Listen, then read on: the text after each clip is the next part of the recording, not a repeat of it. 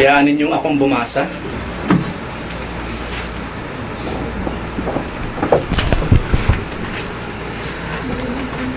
Kukunin ko lamang po ang aking salamin. Sige po, pwede kayo magpunas ng pawis.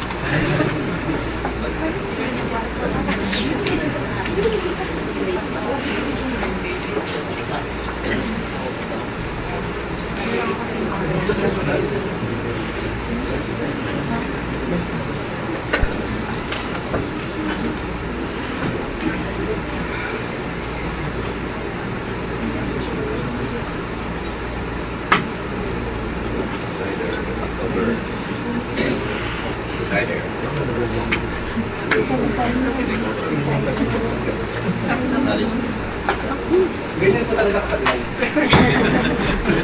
Okay. Oo nga. Mabuti na lamang nandito lang ako nakatira.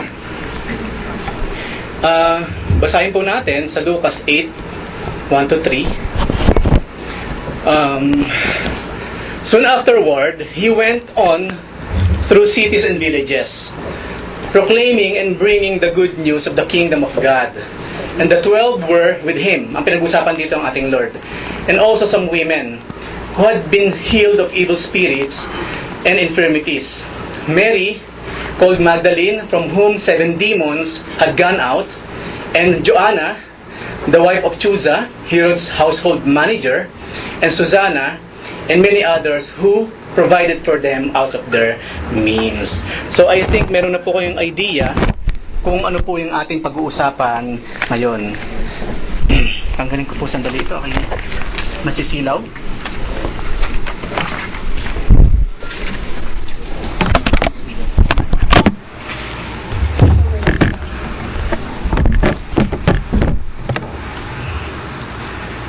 Bago ang lahat, meron muna akong larawan na ipapakita sa inyo na hopefully nakikilala po ninyo.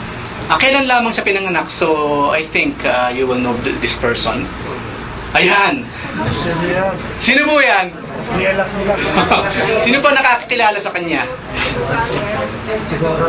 Sino?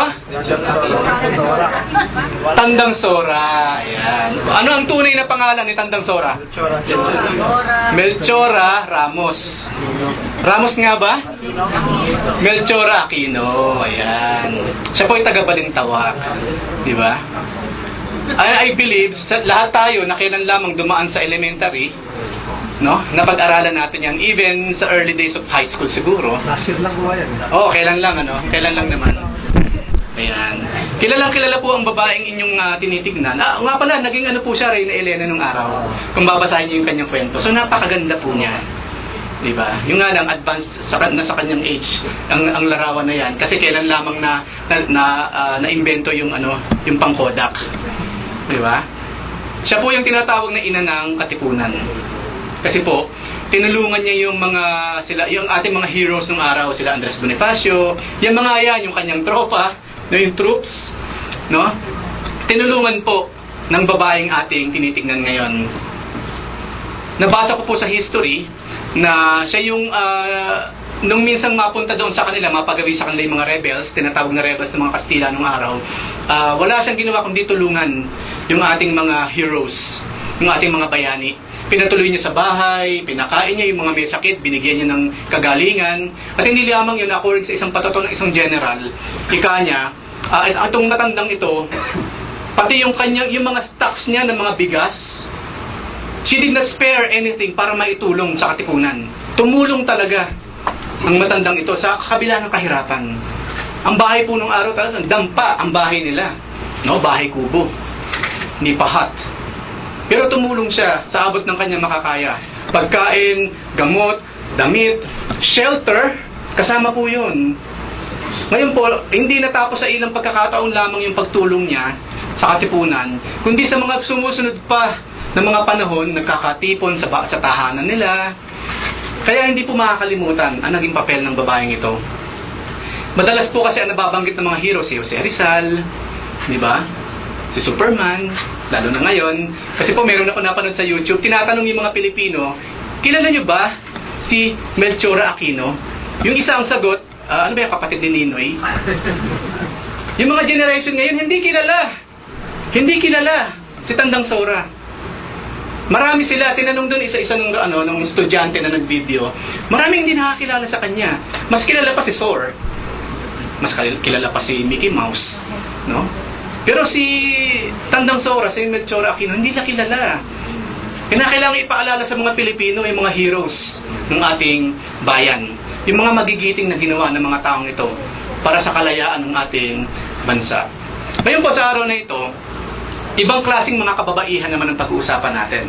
Yes, alam ko po, pinagdiriwang ngayon ng the rest of Christendom na matatawag, yung kamatayan ng Lord. Kaya nga po, Biyernes Santo, ang tawag nila ngayon, right?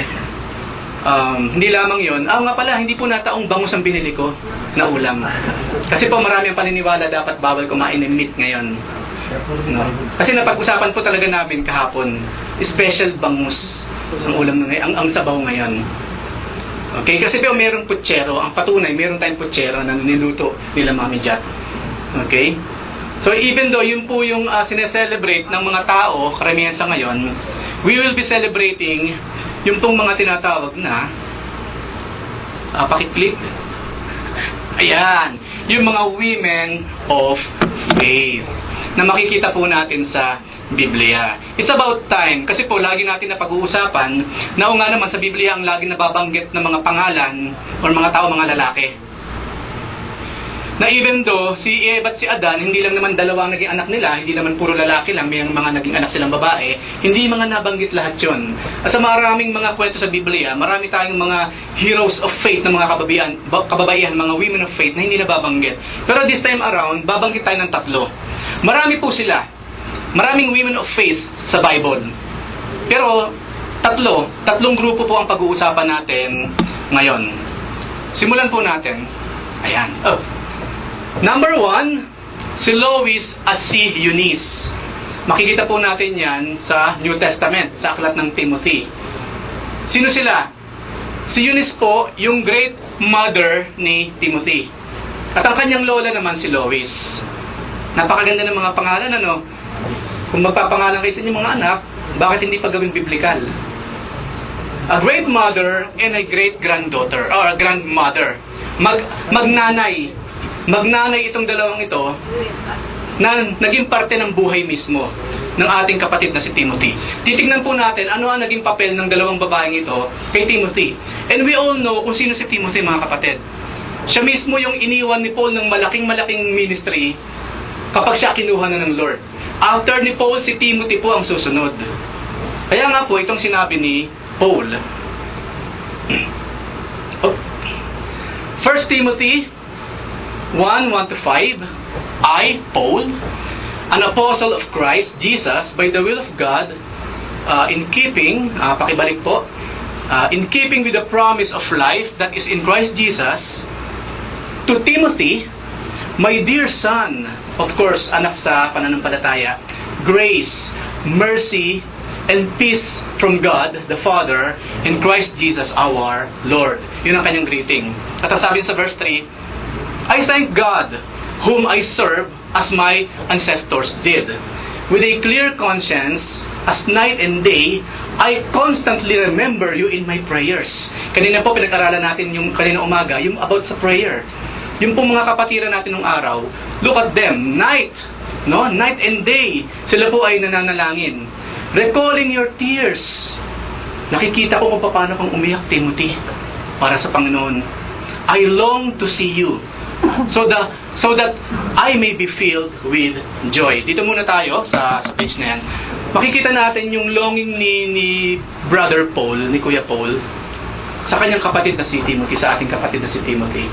Sa kanyang maikling mga pananalita, makikita po natin kung gaano ka-faithful si Timothy. At makikita natin yung tears. Meron po ba sa atin na sa kagustuhan mong manilbihan sa Panginoon, naiiyak ka talaga? Habang naghihiwa ka talaga ng sibuyas, para sa Lord to, para sa Lord to. No? Naiiyak ka talaga sa pagluluto para sa Lord. Sa paghahatid sundo mo, naiiyak ka na talaga. Kaya pagsakay ng mga hinatid sundo mo, namumula mata mo, bakit po ganyan ang mata niyo, brother? Nag-iiyak ka pala on the way. No? Hindi lamang yan, sa mga maraming ministries. Kailan po dumating na, kailan natin experience tayo talaga umiiyak sa Lord? Hindi umiiyak dahil sa kalungkutan, hindi lamang yon. Maaaring umiiyak din naman sa kagalakan. Mahalaga po yan. Again, ulitin po natin, sinabi sa Book of Psalms, sabi ni David, you keep my tears in your special battles. Meron daw special battles na kung saan kinikip ng Lord yung luha ni David. Who knew, even each one of us, meron tayong mga special battles in heaven na bawat luha na pumapatak sa ating mga mata, iniipon ng Panginoon. Because those tears for the Lord are precious sa mata ng ating Panginoon. Who knew? Mamaya ipakita ng Lord, Lord, ano po itong mga balde-balde ng mga tubig na ito? Hindi mo alam, yan ang iniluha mo para sa akin. Sabi niya naman, Lord, ano to? Ba't parang may patak po dito? Merong single drop. Ano to, Lord? Hindi mo alam, yan yung iniluha mo for me. At least man lang isang patak, lumuha ka para sa akin. Mahalaga yon. At si Timothy po, ganun siya. Ganun po ka-faithful ang ating kapatid. Ngayon sabi po ni Paul, bakit ganyan si Timothy? I am reminded, kapag tinitignan niya si Timothy, yung faithfulness ni Timothy, I am reminded of your sincere faith, which first lived in your grandmother Lois and in your mother Eunice. And I am persuaded now lives in you also. Kung babasahin po niyo ang Biblia, hindi po inelaborate yung nakaraan ni Lois, yung nakaraang buhay ni Eunice. Wala po, wala. Maaari sa mga historical books, which is outside the Bible, but inside the Bible, wala pa kayo mababasa. Halos walang kwento about them. Pero enough na po yung information na binigay ni Paul sa atin. Si Lois po, yung lola, si Eunice, yung nanay ni Timothy, they were very, very faithful to the Lord. Manggagawa po sila ng Panginoon. They have faith in the Lord. Kung mapapansin po ninyo mga pangalan nila, Greek. They were Greeks na tinaglay yung pananampalataya mula sa ating Panginoon. Naalagaan sila ni Pablo. Ngunit ang kagandahan po dito, look at Lois, look at Eunice. Naipasa nila, naipass forward. Yun po kasi ang ministry ng bawat magulang. Kung maalala po ninyo, yun ang laging sinasabi ni Kuya Chris. Wala kayo maipamanang pera, utang pa nga ay naipapamana mo. Diba? Anak, ang bahay na ito, maraming salamat, akin na po siya, ituloy mo ang hulog. Diba? Ang kalabaw, hindi pa tapos. Ituloy mo ang hulog. Maraming maiiwan sa atin ng ating mga magulang, ng ating mga loved ones. Pero nawa po, hindi mawala, lalo na yung pananampalataya. Yung pong faith. Yung po yung example na nakita natin kay Lois at kay Eunice. Isang pindot po. Their faith was passed on to Timothy. Sa atin po, especially sa mga kababaihan, alam niyo po ba kung ano yung special ministry ng mga babae outside the church? That is the home. Yung pong tinatawag na childbearing. Yun din po ang sinabi ni Paul. Kung meron daw po kasi nagre-reklamo, bakit parang ang mga lalaki na lang ang laging bida, sila lagi ang nasa matitinding ministry, laging visible or what. Ang sabi ni Paul, sabi niya, kayo mga kababaihan, nasa inyong privilege na yung procreation ng Lord sa inyo ginagawa sa womb ng mga babae. That is something na hindi kayang maintindihan, ma-experience ng isang lalaki. Sa babae binigay yon, yung procreation. Imagine, nang likhain ng Panginoon yung dalawa, afterwards, kay Eva na nagmula, ginagamit niya ang babae. Kaya po, dumami ng ganyan ng tao because of the womb. No? Ano sinabi ni David sa Book of Psalms? Sabi niya, Lord, maraming salamat, I am beautifully and wonderfully made. Fearfully and wonderfully made. Sa sinapupunan pa lamang ng aking nanay, hinugulma mo na ako. Ang ibig sabihin ni David, yung pong womb ng babae, workspace ng ating Lord. That is his, workspace. Doon niya ginagawa yung bagong nilalang. Sa loob mismo ng womb ng mga babae. Because it is the Lord working inside the womb. Yun po yung privilege, yung mataas na karangalan ng isang babae. Na ginagamit ka ng Panginoon for procreation. May lumalabas ng mga bagong kaluluwa, mga bagong tao out of you. At yun po, nakita natin kay Lois at kay Eunice. Hindi lamang sila nakalikha sa tulong ng Panginoon. Siyempre, na nakapag-procreate ng tinatawag na bata, hindi lamang yun, lumabas ang bata, childbearing, inalagaan nila sa pananampalataya. Kasi nanay yan lagi kung tutuusin, majority, nanay yan lagi kasama ng mga bata. Kaya nga pag yung bata umiyak, si nanay kaagad Diba, laging si mami, laging si nanay. Mapapansin niyo yan. Si mami lagi ang tinatawag, si mami lagi ang hinahanap. Oo. Siguro may mga pagkakataon, si daddy ang hinahanap. Oh, di ba? Pati nga yung daddy, mami ang tawag kay Mrs. So kung meron po tayong ipapasa, especially kay mga kababaihan, kasi lumalaki ang mga bata sa piling ninyo. At aminin man natin o hindi, mga kalalakihan, iba talaga ang puso ng isang ina. To be honest with you. Maraming lalaki, hindi ko nilalahat, pero marami pong lalaki, matitiis mong maghapon, hindi pa napaliguan yung bata. Ganyan talaga, para lumakas siya. Yung resistensya. Sinadya ko yan. Kaya may sipon niya. Para lumakas. Pero ang babae, hindi linisin. Di ba? Ibang babae pagdating sa bata Hindi po pwede yung ganyan. Hindi pinapalitan yung Pampers, 2 days na. Hindi po pwede yan sa babae. Kailangan palit ka agad kapag medyo tubigas-tigas. No, hindi pwedeng recycle. Ganon si mami. No, ganon po si mami, ganon ang nanay. Ako, aminado ako dyan. Iba yung concern ng nanay talaga sa mga anak. Mahal na mga kalalakihan ng mga anak, pero aminin na natin, iba pa rin talagang pagmamahal ng isang ina. Siyempre, ang pinakaangat sa lahat, yung amang nasa langit. We know that. But here on this planet, yung pong mga kababaihan. So, bukod po sa ginagawa na ninyong pag-aalaga sa inyong mga anak, alagaan sila spiritually. Katulad po ni Lois, saka ni Eunice. Pangalawa po, pag-usapan natin. Pag-usapan naman natin si Dorcas or si Tabitha. Isang tao lang po yan. She was remembered for her good deeds. Ito naman yung klase ng kapatiran, napaka-hospitable. No, gawa ng something. Meron siya mga tokens. No, there are tokens sa buhay niya na yun ang laging nakikita ng mga kapatiran. Basahin po natin yung kwento. Acts 9, 36 to 42. In Joppa, there was a disciple named Tabitha. Or in Greek, ang pangalan niya ay Dorcas. Ang ibig sabihin po niyan, gazelle. No? I mean, yun na lang, wag nang gazelle ipangalan mo dun sa tao. Dorcas na lang or Tabitha. Kaya na natin yung meaning.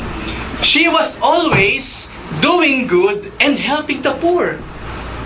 Napaka-charitable po ng kapatid nating ito. Makikita natin. About that time, she became sick and she died. Yung ating butihing kapatid. And her body was washed and placed in an upstairs room. Lydda ay malapit po sa Joppa. So when the disciples heard that Peter was in Lydda, nagkataong nandun lang pala sa malapit si Lydda, malapit sa Joppa, they sent 2 men to him and urged him, please come at once. Uy, nasa kabilang baryo lang pala si Pastor Peter. Pakitawagan naman. Totoy, no? Junior, pakipuntahan naman, pakitawagan, papuntahin nyo dito. Kasi ang ating kapatid po, pumanaw na. Of course, kilala po ni Peter, ang kapatid na ito. Tignan po natin susunod na kabanata. Peter went with them. And when he arrived, he was taken upstairs to the room. All the widows stood around him, crying and showing him the robes and the other clothing that Dorcas had made while she was still with them. Nakita nyo, hawak-hawak ng mga kababaihan yung mga ginawa ng ating kapatid na si Dorcas. Kung sa panahon ngayon, yung kurtina siguro, no? Nakagano sa kurtina. Pagpasok ni Peter, pinapakita talaga. Ipinapakita. Kundi man yung mga basahang tinagpi-tagpi. Lahat. O ba't mo pinapakita sa akin yan? Tinahi po ito. Tinahi ni Tabitha. Ganon sila ng araw. Ipinapakita yung mga patunay ng pagiging charitable, hospitable, or yung pagiging helpful ng ating kapatid na si Tabitha. Hawak nila. Pagdating ni Peter, hawak nila ipinapakita. So, verse 40. Peter sent them all out of the room. O sige, enough drama? Lumabas. Lumabas kayo. Then he got down on his knees and prayed. Again, prayer. Mahalaga po. Prayer. Turning toward the dead woman, he said, Tabitha, get up. inutusan niya yung bangkay. Nilinis na po yung katawan, ha? Linis na. Nakabalot na yon. Okay? So, Tabitha, get up. Para bang ang kausap ni Peter, talagang buhay. So, bumangon ka nga dyan. Pero sabi niya, Tabitha, get up. Napansin ninyo, laging kinakailangan banggitin yung pangalan. Si Lazarus kasi nung buhay ng Panginoon, ganun din eh. Lazarus, come forth. Kasi nga pag sinabing, come forth, baka lahat na nakalibing doon, maglapasan eh. Hoy, bumalik ka doon. O ikaw, balik ka doon. Ikaw lang, Lazarus. Talagang specific. Specific. Ganun din kay Tabitha. Sinabi niya, ganun po kahalaga yung pangalan, mga kapatid. And you know what, sa mga huling panahon, kaya nga ang kalaban ang gagawin niya, papalitan niya ng numbers ang pangalan. Kaya nga raw po yung pangalan ng halimaw, yung kanyang numero ay 666. Hindi na mahalaga yung name, yung number na ang mahalaga. Huwag kayong matakot, hindi po ko anti-national ID. Kasi meron na dito, ginagamit na natin na ikama eh. Bakit hindi natin gagamitin sa Pilipinas? Hindi po yung ibig sabihin, ha? Okay po sa akin yun, for me. Kasi napaka-useful. Pero nakita natin yung kahalagahan, no? Tinawag niya yung pangalan mismo, Tabitha. Na marinig ng tao mismo yung kanyang pangalan. Napakahalaga nun. Even the Lord, maging sa Old Testament, kapag tumawag siya by name, ganun kahalaga, hindi, psst. Yung bang merong holy, psst. Tapos mapapalingon ka, ikaw yung tinatawag ng Lord. Hindi. Yung pangalan talaga, Moses, Irene, Gabasin, dapat specific din siyempre. Tatlo ka agad yun eh. Kayong dalawa, balik. Dapat specific. Kaya Tabitha, napaka-specific ng Lord. No, through Peter. Get up! She opened her eyes. And seeing Peter, she sat up. He took her by the hand and helped her to her feet. Pinatayo niya. Then he called for the believers. Ba't hindi tinawag yung mga paparazzi na Kasi patunay na yun eh. Hoy, mga hindi naniniwala sa Lord. O sige, mga paparazzi dyan. O, kunan niya ng picture, kudakan niyo. Hindi, believers, sabi niya eh.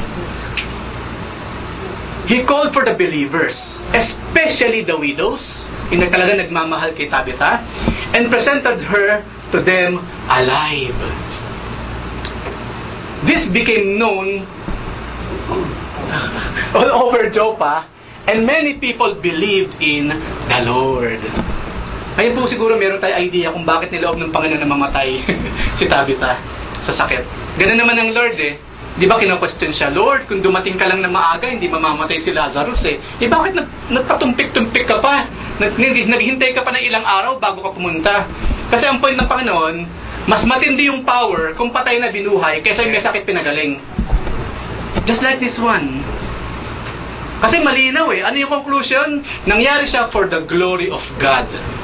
Para marami pang tao ang maniwala sa ating Lord. At makikita natin sa kwentong yan, her hospitality was remembered. Yan po yung laging ginagawang example ng mga leaders kapag nagkukwentuhan kami, maging sa mga Bible studies, paminsan-minsan po nababanggit sa mga messages. Kapag nawala kaya tayo sa ating kalagitnaan, paano tayong maalala ng mga kapatiran? Uy, ang daming kanin ah. Pareho lang naman yung takal na ginamit ah. Ba't ang daming natira? True to life po yan. Kapag mayroong prayer meeting, mayroong Bible study at may natira, kasi wala si ano eh. Dalawa kasi wala ngayon, kaya kalahati eh. May natira eh. Kalahating kaldero. To be honest, that's true. Kasi po, yung mga kapatiran naghahanda ng pagkain kapag mayroong gathering, binibilang kasi yung tao eh. Eh, normally, ganito, saka ito, 2 takal yan pag kumain eh. So, 2, para sa kanya to. Para sa iyan. Ito pa. Pag hindi dumating yun, sobra talaga yung pagkain. So, naaalala, di ba? Nare-remember. Isipin nyo, natirang kanin lang yun, naalala siya. Eh, ibang bagay pa.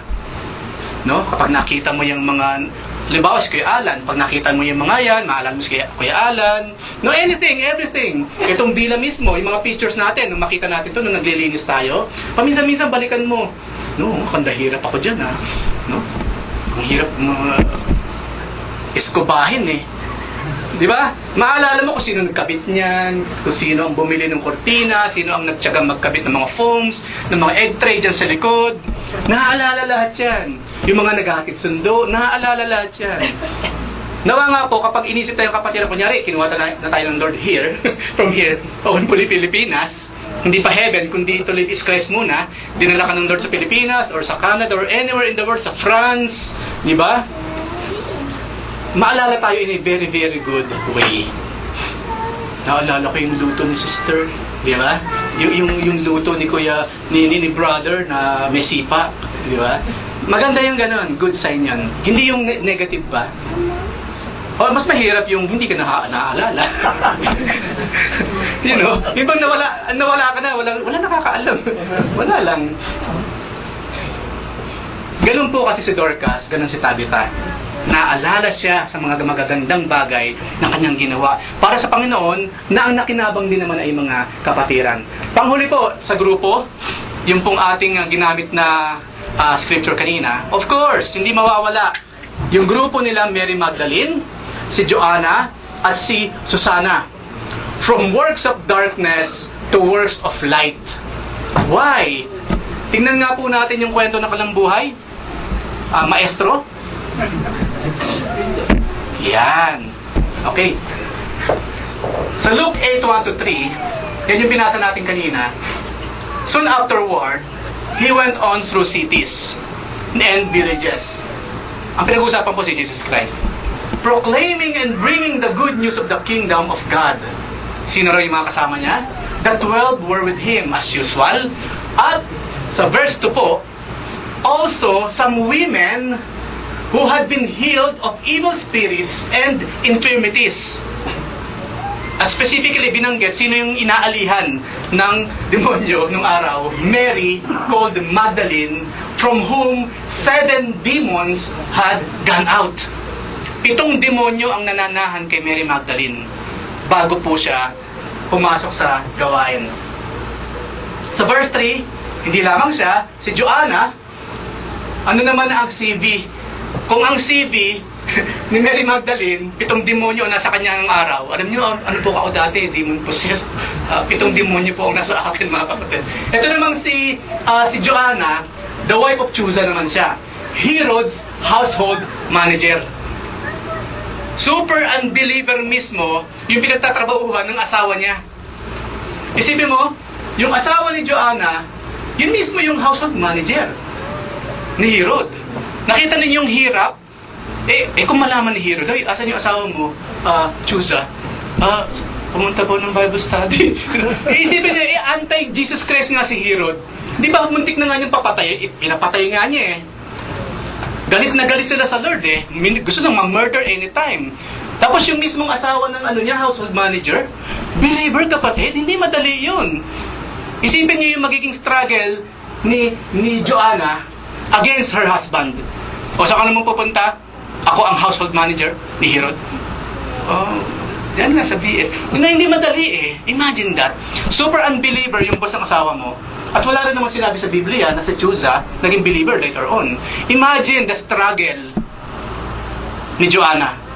Ngayon pa nga lang, di ba? With due respect sa ating lahat. Marami nang pumipigil sa atin sa gawain. At ang hirap. Alam ninyong lahat yan. Meron sa atin nakakaranas ngayon yan. Pinipigilan ng mahal sa buhay pagdating sa gawain. Lalo na si Joanna. Si Herod ang boss. At hindi basta-basta yung posisyon na kinalalagyan ng asawa niya. Konting pagkakamali po ni Chuza, pwede siya ipapatay. Di ba? Chugi, sabi nga nila. Di ba? Pwede.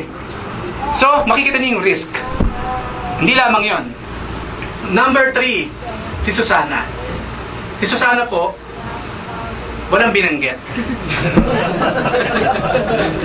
Pero ang sinabi kasi dyan, sa una, yung mga babaeng ito daw, healed of evil spirits and infirmities. So maaaring pumapasok si Susana doon sa parte na yon. Pag sinabi kasi infirmity, maraming bagay. Maraming pwede tayong gawing example. Anong klaseng infirmity meron ng isang tao? Sa Bible po kasi, sa Bible times, kapag, alimbawa, kuba, hindi naman po lahat ng kuba, pero sa Biblia kasi merong pagkakataon, di ba? Kuba siya. Yung pala, impacto yung nasa likod. Kaya pinalaya ng Panginoon, pinalayas Di ba? Meron siyang evil spirit ng pagkakuba. Hindi ba pinalaya ng Panginoon? Isa naman, nangkikisay bigla.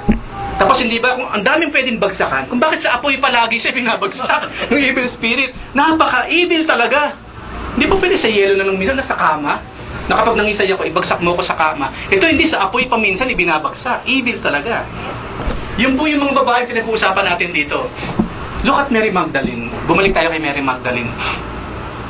Alam ko, ang ating stereotype thinking about Mary Magdalene, siya yung prostitute na nakaharap ng Panginoon na sinabi, ang sinumang walang kasalanan, unang bumato. Kasi ikaw naman, no? Kung mahiya ka naman, no? Itigil mo yan. Walang bumato, di ba? Walang bumato. Maraming nasasabi si Mary Magdalene yun. Pero kung babasahin po ninyo yung Biblia, walang sinabing siya yun. Walang pangalang ibinigay. Pero, maaaring si Mary Magdalene, talagang prostitute siya. Maaari. And of course, maaaring 7 spirits of prostitution yung nasa kanya. But then again, mga kapatid, anumang klaseng evil spirit, hindi madaling idil yung mga yan. Isa na nga lang, isa. Iba nga, parang inaalihan na eh. Ang hirap pang idil eh. Parang pa lang yun, para ko namang inaalihan ng masamang spirito. Pero ang hirap ng idil. Eh kung inaalihan na ng isa, mas mahirap yon. Ang pinag-uusapan po natin dito, 7 demonyo ang pinalayas ng Panginoon from Mary Magdalene. Pero you know what? Paki-click po na isa. Their radical transformation or transformations, okay, pakibalik. May sariling isip ang ating proved to be absolutely necessary to the Lord's ministry. Kakaiba yung nangyari sa kanila. Ito yung klase ng mga tao, itong tatlong to especially, na talagang yung kanilang curriculum vitae, hindi mo iisipin na makakasama sa gawain. Hindi mo iisipin na sila pa ang kakikitaan mo ng ganong klase ng concern sa ministry. Kasi po ang sinabi dyan, they provided for the Lord out of their means. Tatlo lang po yung binanggit, pero many others. Marami pang mga babae, women of faith sa Bible. Ang ginagawa po raw po nilang ministry, sila yung mga nagpo-provide ng mga pangangailangan ng Lord, yung pangangailangan ng mga apostles. Kasi po tumigil sa pagtatrabaho yung mga apostles, di ba? Sa tuwing may ministry, nandun sila siyempre, walang hanggan ng ministry. Hindi lamang yon. For 3.5 years, nakasama lang ng Lord. Talagang wala silang ginawa, kundi yung sumama sa Panginoon, sumama sa gawain. Paano na? Paano ang pagkain? No? Andyan ngayon yung mga babae. No, we never know kung anong klase mga trabaho ang ginawa, but definitely not sinful in nature. Tumulong sila financially. Or ano man yung means na meron sila, itinulong po nila sa gawain. Like Dorcas, si Tabitha binanggit natin kanina. Maaari, kapag merong kapatiran, sira yung aking balaban, taga-tahi. Ganon siya, si Dorcas. Ganon din po yung mga babaeng ito. Hindi po siya pag sinabing babae, hanggang kitchen ka na lang. Of course not.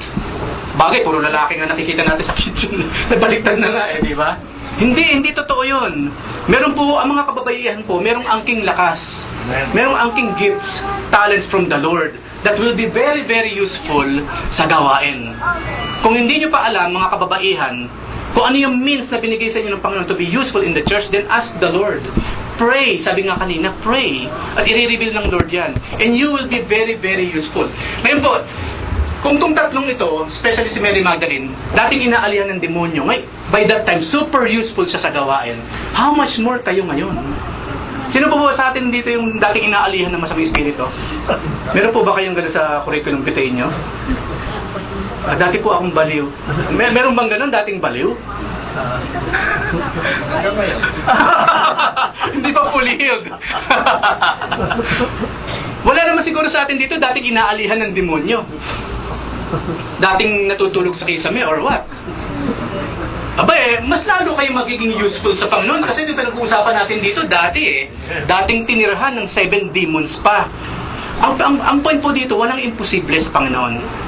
Kung gusto mong magpagamit, especially po sa mga kababaihan, just say yes to the Lord. Amen. Yes, Lord. Amen. Yes, Lord. No? Yes, Lord. Talagang with full strength. No? With full strength. Makikita po ninyo, hindi lamang sila.